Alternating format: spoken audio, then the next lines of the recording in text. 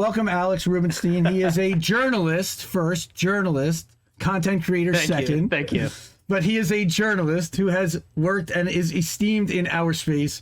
He's worked for everywhere that you know, RT, Sputnik, Mint Press. He's published at the Grayzone. He has a Substack, and he's got a Rokfin channel. So now I've given him a proper introduction, and you can see him, and we can actually cut all of that out when we do the live stream and the podcast. So thank you. I appreciate you telling me that. And what's up, Human Love? And Lady Alex, welcome over here on the Rokfins as well as over on YouTube. So, again, Alex has worked for all these different outlets. He's also covered protests. You covered the Donald Trump, the Pussy Hat protests after Trump got elected. I was in jail during that. Well, that's right. You got jailed. That was my point. Like, you got arrested. It was before the Women's March. Oh my God. Yeah, so I mean, it was a really big day. Actually, it was really big 3 days. First it was the deplorable, which was like, there was some kind of convention for like the alt-right / new right. I guess we weren't really using the term new right at the time, but a lot of those figures that have made their way into that space were there. And I can think it was kind of a weird time for the right wing because they were kind of figuring out their identity and whether or not they were down with Richard Spencer or not. But there was a big protest outside. So, I watched somebody throw an egg at Sean Hannity. That was fun. And I was up. I had all these journalists. I'm not going to say who it was because a lot of them don't even like me anymore. Because, differences over foreign policy, differences over Antifa, Black Lives Matter, that kind of stuff. But I had like 8 journalists staying. I was renting a basement apartment at the time. And so, we just lined the floors with journalists covering everything that was happening in DC. And so we had like all stayed up all night editing our footage from outside of the deplorable. And so it gets to be like, 6 a.m. and we head out to do, more coverage. And all of I don't know if you remember, but it was a big talking point against Trump at the time that, he had like an abysmal turnout at his inauguration. And really the reason for that, it wasn't because people didn't want to go. It was because every single entrance to the National Mall, which is where the inauguration was blockaded. So they had all these different groups. Because I was interviewing the organizers of all this, Disrupt J20, leading up to it. I was very involved. Well, I wouldn't say involved. I wasn't organizing myself, but I was attuned to the organizing effort that was going on. And so we went down to the barricades and, watched all the confrontations. Alex Jones showed up.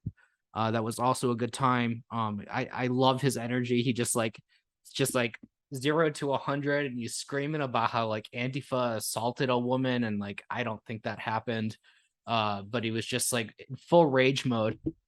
And then after that, we spent a while at the barricades, I went to the Spicy March, which was anti-capitalist. And it was a black bloc, for those people who don't know what that is, everyone dresses in black. This was like before it was really cool, but kind of pushing it into the mainstream.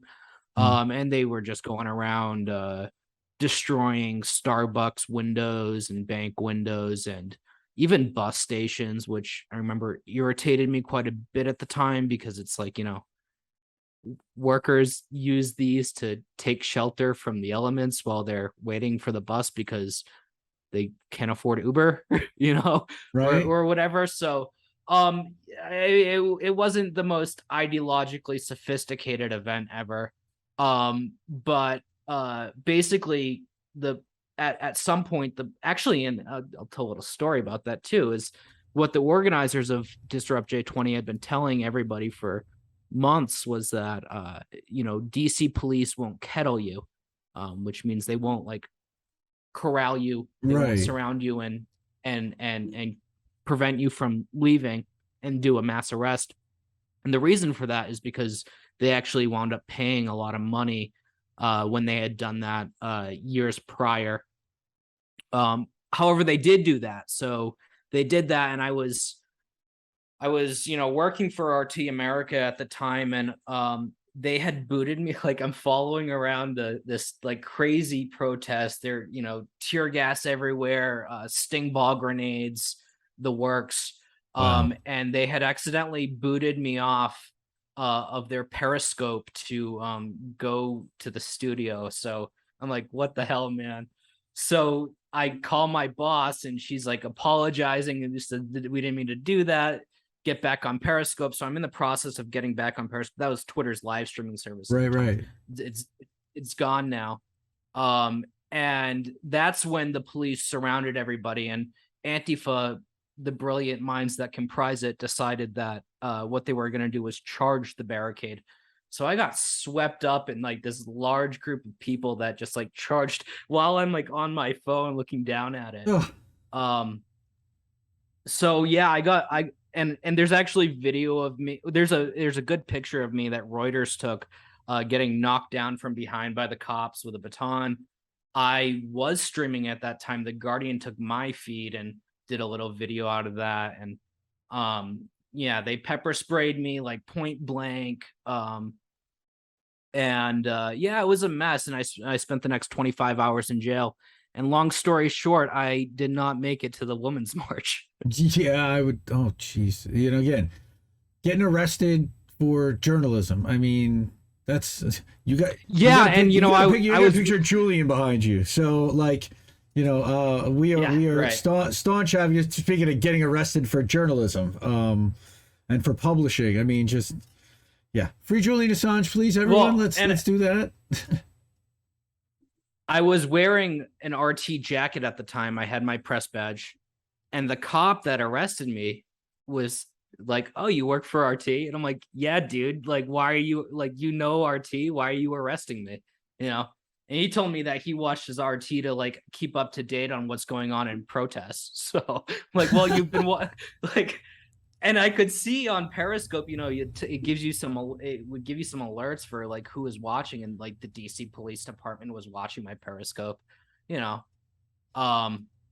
So yeah, they, and then they gave me a big hassle about dropping my charges. They wanted to send me to prison for 10 years. That was the charge that I got stuck with. Actually, I wasn't included in the superseding indictment, although the other 230 or so people that were arrested were, and that brought like a 62-year prison sentence based on the charges. So it was really insane. And as much as I might like criticize Antifa or Black Lives Matter, I'll always defend them from that kind of absurd, draconian, punitive measures. And it's the same reason why I've been so vocal in support, not in support, but in defense of the January 6th people, because I mean, it's crazy what happened to a speedy trial. I think that the left has been wanting to do stuff like January 6th for years and years, never got the guts to do it, and now basically can't because they've all advocated for, they've helped the FBI in a lot of ways. A lot of the main Antifa sleuth accounts on Twitter have been like, doing the FBI's job for them. I remember there was a protest maybe like 6 months ago or something like that, that was like in support of the January 6ers. It was a right-wing protest, and Antifa showed up. So they were doing the police's job for them, It was totally insane. There were communist groups that were tweeting calls for sedition charges, and my mind is just totally blown by all this. I don't want to name names. I do want to name names, but I'm not going to. But I think that lesson of January 20 is it really, on January 6th of that year, I was already saying what was going to happen. I was exactly right, and I was already speaking out against it. So I feel like I was on the right page from the start with that, and that's because of that background that I have. And so were you in the camp that was looking at the FBI reports prior in November and realizing that they were setting stuff up and that they were pulling Capitol Police and warning staff? No, is that what you mean? Or no, I didn't even know about that. I haven't followed it super closely. To be honest, I've just spoken out against the absurdity, and I've caught a lot of heat for that. But I haven't done any actual like investigative journalism on that.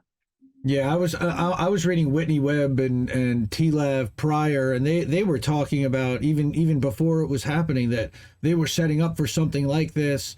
And then they were going to work on also getting to the inauguration. And of course, everybody bulked up security and everyone kind of backed down and everyone knew what was going to happen. So that ended up not happening, thankfully. I mean, look, nobody wanted to see them kind of take over the country and in the way that they wanted to. You know, if you want to prove it and you can actually get into the machines and audit and do everything else, then fine. But just to declare it is a whole other thing.